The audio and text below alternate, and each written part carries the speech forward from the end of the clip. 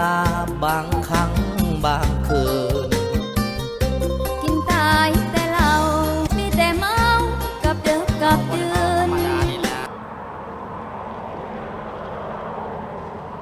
วัสดีครับพิธีฟาดกันคือพ่อไปพันเนาะดีกว่าว่าพ่อไปพันว่าคันดีพิธีปั้นมันเป็นดินได้หนึ่งเลยดินแล้วก็ฟาดกันเอาดินขึ้นไป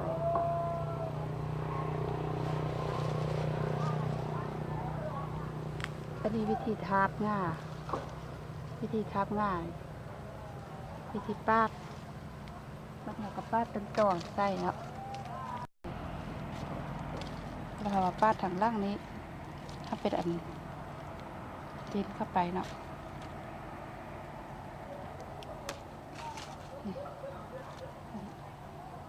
แล้วมันยังมาเคียบใส่อันต้นพอแบบต้นพันธุ์ดีนี่เป็นปักบ้านให้มันทอกันเด้อเลยปักบ้านถ้ามันทอกันเลยพอดีกันแล้วมันเคี่ยวก็ได้รูปหลัง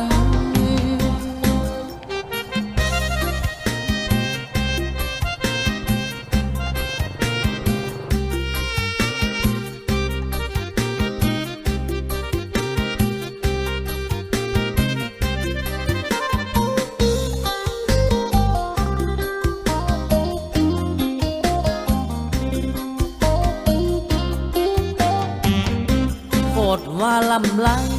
ก็ได้ไปใส่ซุ้มแซวเล็กหน่อยกรุณาค่อยๆปล่อยเสียงแฝดปานเว้าใส่ไม้